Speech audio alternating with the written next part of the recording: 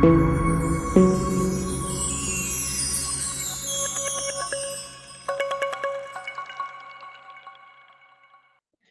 everyone, thanks for joining our webinar. So my name is Cameron Ripley. I am the broker owner of Purpose Home Lending, NMLS 2613494. And today, though, I'm really doing a class on building and managing credit. This is an important class because I've been doing mortgage-related loans for quite some time now. And whenever, in my initial call with clients, which is usually just, hey, I want to figure out what you're looking to do, what your current situation is. Does it make sense without me having to touch your credit? I'm finding a couple things. One is when people have gotten a loan before, a mortgage loan, their typical complaint is, hey, I went with a company, they had like a 2-minute phone call with me, had me complete an application online, and they immediately did a hard pull on my credit to tell me I wasn't qualified or to give me a quote for something that I didn't want to spend that much, either out of pocket or monthly payment or whatever. And but it's annoying because I took a hit on my credit. Um, and it cracks me up when I hear that because I have to pay for the credit report myself. And so I don't want to touch anyone's credit until they feel ready. And so it's something that's important to go over. The other thing that tends to happen, and this is something that I can't seem to find a statistic online about, but of people who say, when I ask them, do you have a rough idea where your credit score is at? If people without batting an eye say, my credit score is this, 90% of the time, it's pretty accurate. When people say, I don't know, how do I find out my credit score? I usually know it's going to be below 640 and probably pretty bad. There is, in my opinion, once again, I haven't found any studies that have done this. I'm not trying to do any studies. People who monitor and track their credit tend to have better credit scores. My own opinion. Once again, can't find any studies that talk about that. And so there's that. Now, in my day-to-day life, I work with a lot of real estate agents. I have family members. I work with a lot of business owners. Of the people I know whose kids are now becoming teenagers, young adults are turning 18, they're getting bank accounts, thinking about getting credit cards or need to get auto loans. There's a common question that comes up among teenagers when I ask them, what do you wish you would have learned in school? A lot of times they want to know about budgeting, taxes, what does retirement even mean, and credit scores. For adults, one of the things that they ask a lot about is, how do I get their credit started or built? Or do you have to co-sign on everything? And there's things I think people could do that um, doesn't put them in a tricky situation. Co-signing on everything for your child puts yourself in a tricky situation. There's times to do it and times to not do it. So I created this presentation because I want to talk about building and managing credit, even for people who have had, some things happen and they need to repair their credit. I have had a lot of clients pay thousands of dollars for credit repair companies to not do anything that they should be doing to repair their credit. And it kills me. I had a guy recently, 660 credit score, went to a great income, went to a credit repair guy, did some things. I meet with him, still 560 credit score. He's like, what the heck? It went up maybe 5 points or something like that. And the credit repair guy is telling him, no, your credit score should be 680. No, it's not. And so there are better technology and tools that run information, basically algorithms. It's not really AI, but they always want to say it's AI.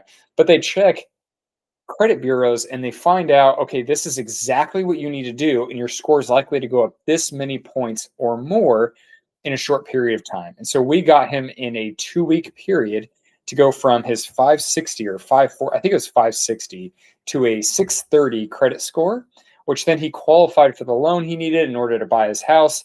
Plus that stuff that he did, he maintained it. And now I think his credit score is at like 680, 690, and he's looking to refinance and he gets like a crazy low rate compared to what he had.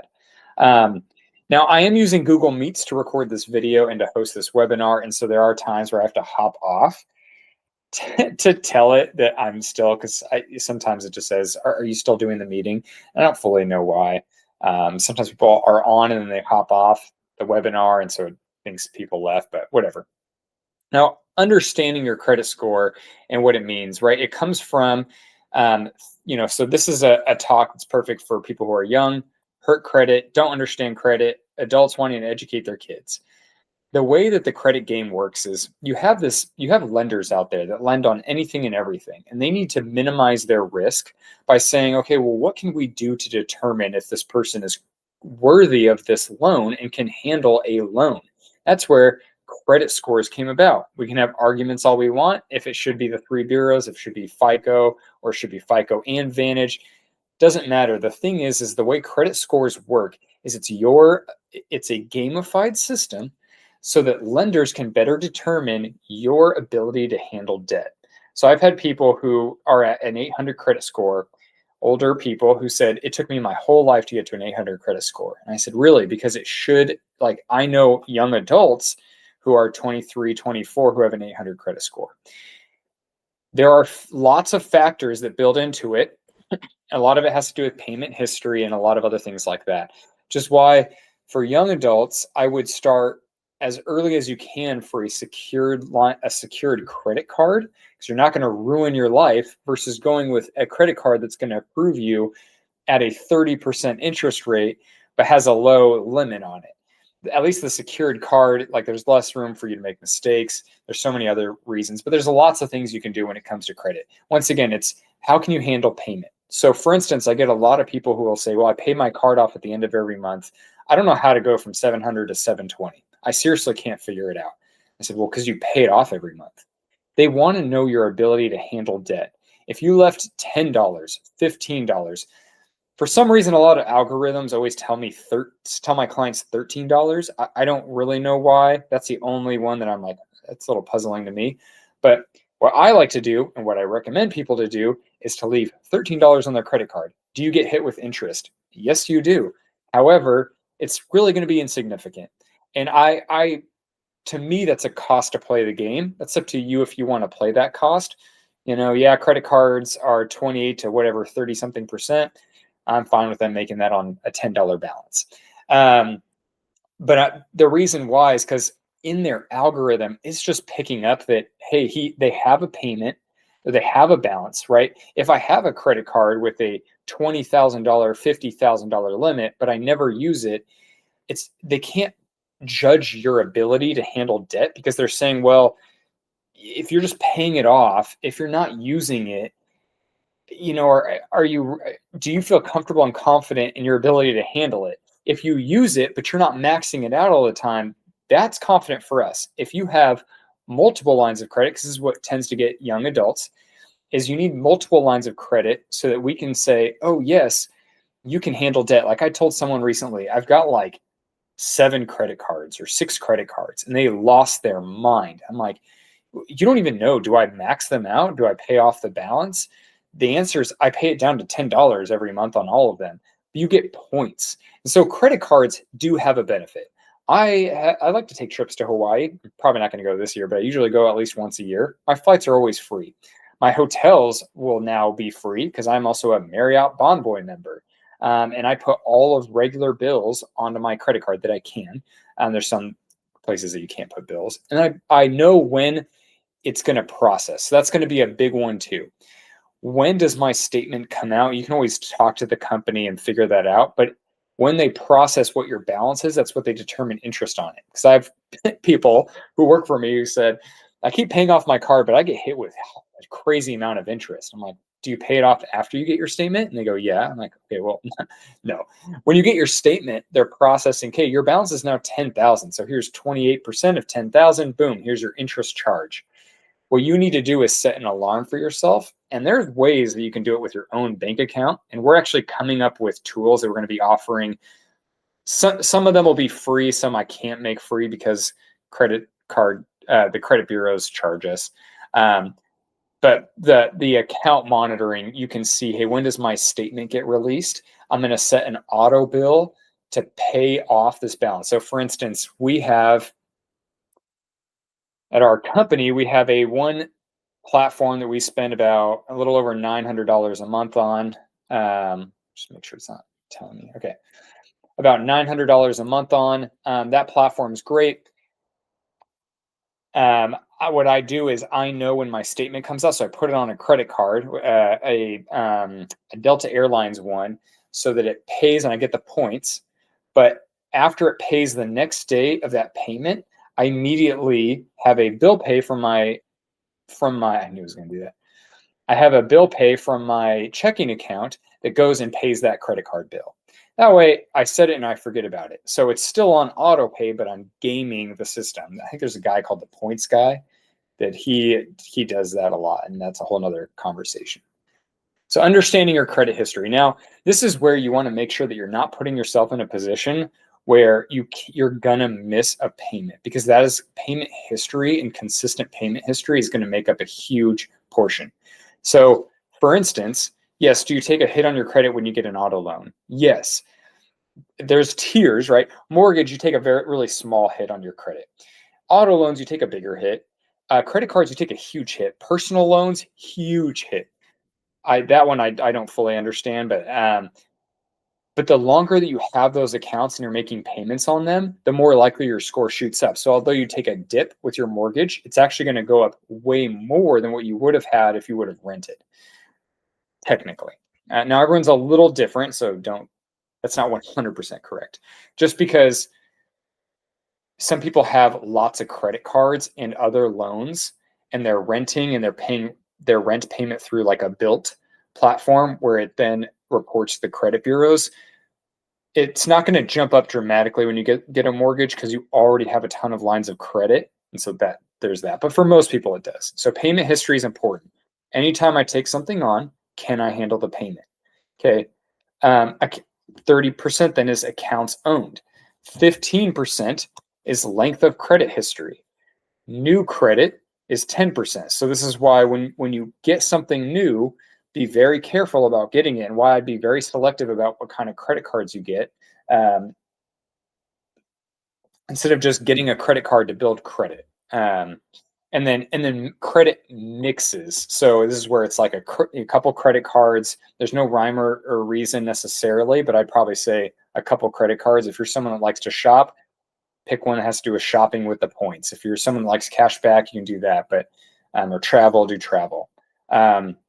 Credit mixes. One that's not in here that I'm surprised is, and it made this presentation, someone else made this for me, but they have another, it's going to be your usage of your credit. Typically, when it comes to lines of credit, so home equity lines of credit, personal lines of credit, and credit cards, which is a personal line of credit, you want to get that balance down to a little less than a third of the balance. So if I have a $10,000 limit on a credit card, I want to get that balance down to 29%, at least. I mean, obviously, if you get it lower, that's probably better because you're not getting hit with interest.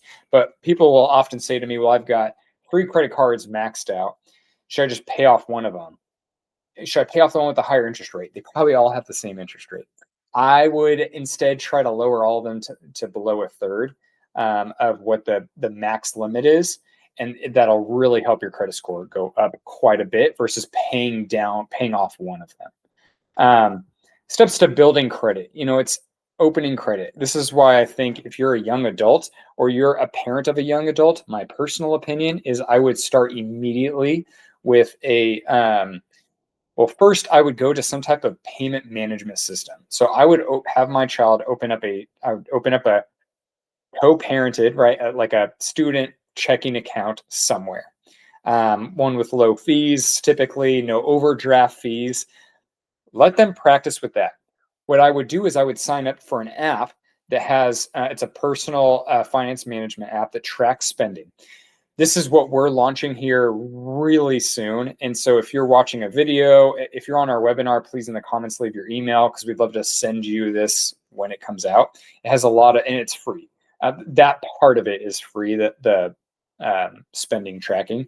But if you're on our website watching this, until the product's ready, please fill out the contact form. That way we know we're not just going to solicit you with anything. We're only sending you an email when the product gets launched. But I would sign them up for like a budgeting type app that tracks their spending. One, it's great, I think, for anyone to do. What's cool about technology is it can tell me the brands I shop at. So if I shop at Safeway a lot for groceries. It'll say, "Did you know Safeway has these promotions going on that you may not, and discounts you may not be able, you may not be aware of. You can take advantage of." I mean, there's so many different things, right? Hey, did you know this company has a credit card? You spend this much per month, you could earn a lot more points just spending it through their preferred credit card, whatever it might be. The real trick is you're going to start to teach your young adult, or if you are a young adult, or you are someone who needs help with this, so anyone, it teaches you how to budget or how to track. I shouldn't say necessarily budgeting. I mean, it's good to budget, but things, you get hungry and you end up spending a little too much. Doesn't matter. I want to track my spending and be aware of how much I'm spending and what I'm spending money on. Then I would go get a secured credit card. Less risky. You're guaranteed approval because you're going to say, well, I'm going to put $500 down because that way, if I can't make the payment, I've got my $500, but it's going to start to build your credit. The nice thing about a lot of those apps where it tracks your spending is you can also sign up for other things that'll kind of help build your credit. I think it just kind of helps. So, making your rent payment through that app, if your landlord allows you, down to any subscription. Oh, it tracks subscriptions you have. So if you find yourself signing up for things and you don't know where your money's going, it'll pick that up in your bills, in your transaction history, and tell you have a subscription for this. Here's how you cancel it, which is really nice. Most of these tools do have identity protection and privacy protection, so no unsolicited phone calls, which is also really nice. But I would do the secured credit card. Now, then I would probably sign up for credit monitoring. Now, that always comes at a little bit of a cost. There's single bureau, so you pick one bureau, or there's all three bureaus. It's up to you and what you want to do. Really, I don't know. Sometimes people's scores are pretty similar from all three. I had one where it was 620 with TransUnion, and Equifax and Experian were 540. That is the most insane, and I honestly don't know why. I really couldn't tell them. I mean, I know why it was lower, but I couldn't tell them why there was such a big difference. And so it's up to you on how accurate you want to make it. The nice thing with credit monitoring is it usually comes with credit protection. And so it'll tell you, hey, did you create this account? Because it seems fraudulent. But I would do that credit tracking. That is then when I would either, everyone's situation is different, look at getting another credit card depending on how high your score goes.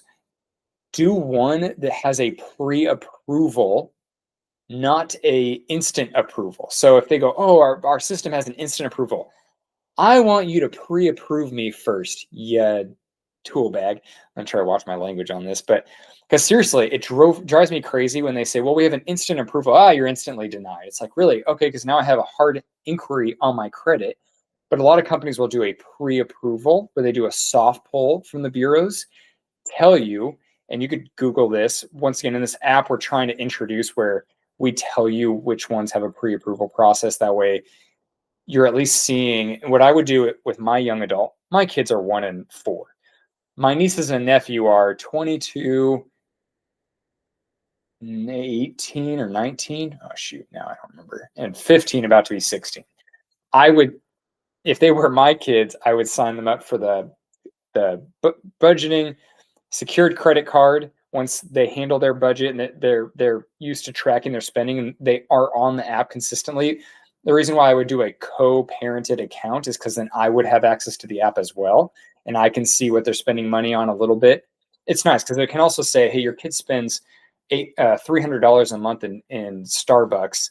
Try to lower that and invest $100 a month into a Fidelity account and look how much money they could grow. I don't know if the app is going to do that. We're trying to set it up that way, but that might be in the future. The cool thing about it, though, is what you're going to do is you can track that, get the secured credit card. Then what I would do is with that young adult, see what they're pre-approved for as in it for another card, get that other card, test it out. Then as time goes on and with the credit monitoring, you're going to see the score take a dip. But once it goes back up, now I would go, and if they're starting to get, because I would start that as soon as they can, as young as they can. Actually, I don't know the age of how young they can start that, but I would start it as young as they can. And I would monitor everything myself too, because they got to build that habit. Then when their score goes up, hopefully by the time they're 16, 17, and they're working a job, I don't have to co-sign on a car with them unless if they have no income, then of course I can do that. But ideally, then I'm not taking a hit on my credit. This isn't showing up on my credit, but they're qualifying off their own credit. So once again, have goals, keep the balance low. Don't know what happened to this section of the slide. Limit new applications. This is where you want to do a pre-approval of anything, not a hard inquiry. Anytime you go anywhere, oh, we can do this. Do you have to run my credit?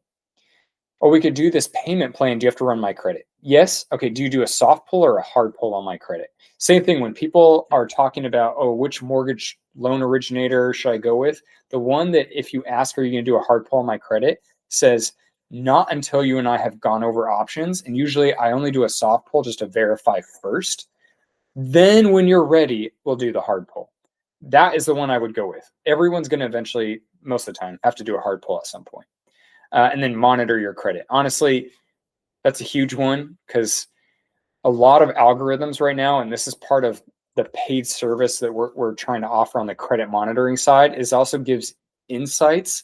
So look, I had a client spend $3,000 for a credit repair guy to fix his credit. Came to me, I went through this program, and it was like, for me, I think I paid for it for him because he was a client of mine. It was $14. Gave me an AI generated type plan of how to repair his credit, but it goes right to the credit bureaus. So it's directly from them versus, oh, my expertise says this. They did it a month later, score went up like 70 points. And he's like, $14 versus 3,000. It's crazy. I'll just do the credit monitoring. Types of credit accounts. They're trying to improve this, and so there's a lot of conversations. I wouldn't worry about this. Just the retail scores, they say it's easier to qualify. I would be really careful. This is why I would start to track the spending because they're going to do the hard inquiry right away most of the time. I like to choose the brands that I'm already spending money on because then it's like if I get points, it's usually like 3 times the points when you spend the money there and you use the card. So it's like as long as I'm diligent and I say, so if I say, hey, every month I'm going to set aside this much towards groceries, then I'm going to get this grocery credit card. And I'm basically just going to always transfer money over to it right after. So as I'm leaving the grocery store, I'm taking the receipt, going to my checking account, or like the next day, just sending money to it. Once again, I wish there was an app that did that. I don't think there is, but you know what I mean. Monitoring and protecting your credit. So yeah, there's free credit reports, but I would set up alerts, dispute inaccuracies. So nice thing with one of the tools that we're going to be implementing with the credit monitoring, not that a lot of people have this, but it will show you your reports on a monthly basis. And so if you see an account that you don't believe is yours, was fraudulent, anything like that on your credit report, you can immediately click a button and it's going to give you which bureau you need to call and give you guidelines on what you need to do to dispute that off your credit. People spend crazy amounts of money for attorneys to help them, or other companies to help get, or these credit repair companies to get that stuff off their credit. And it's something you shouldn't have to spend more than, God, I don't even know. I think our credit monitoring is going to be like $20 for all 3 bureaus. I don't know, something like that. I would not, I don't know, partial to that. Common credit mistakes to make: late payments. Okay. I am someone that will not, like, the second you sign up for any credit card is going to have auto payments, and you need to build a habit of, I'm paying my minimum payment a couple days before it's due. The reason why a couple days is sometimes you will get an email, and make sure that you're using an email that you always pay attention to. So if like I have a spam email, but I'm going to have I would make a second email that's just my important, oh, I need to look at this stuff. Because what's going to happen is sometimes what happens is people's checking account, they're on an auto pay for their credit card or student loan. That one happens a lot. And then they're low on funds because they haven't transferred from one checking account to another or savings to checking. And what happens is it turns off auto pay when you miss it. When there's not enough funds in that, when you have that auto pay. I do it 2, 3, 4 days before the minimum payments due. A lot of people don't recommend that, but whatever. That way, when I make if it alerts me and says you don't have enough funds, I go, oh shit, and I transfer that money over, and then I go and process the payment and re-sign up for the minimum payment. Okay, maxing out credit cards. Once again, you're taking a trip to, I made this mistake. Taking a trip to Hawaii, just make your budget ahead of time for what's in your checking account and be prepared to transfer it over to your credit card. Um, Easiest way to do it. And then big mistake people make. Hey, if you're married, personally, I think have two different credit cards. One, you get double you get double the sign-on points. But also, of the people I know who have had terrible credit scores but had no lines of credit, it's because they were married, they had a joint credit card. When they divorced or separated, they canceled the credit card. Canceling is bad. Like if let's say I have a $500 balance Home Depot card that I signed up for and I'm like, I'm never using this. Just keep $1 on it. I don't know. Just don't get it canceled. Like you can get it canceled, but know that it ends up having a hit on your credit. It happens, but just be prepared for that. If like I think a Home Depot credit card that eventually got canceled because I didn't meet, like I never intended to sign up. It was a long story. Never intended to sign up for it. Actually, that was Lowe's. Managing debt responsibility. There's a snowball, right? This is why starting off with a budgeting tool or spending habit is then I can see, okay, maybe you've already maxed out everything and you don't know what the hell to do.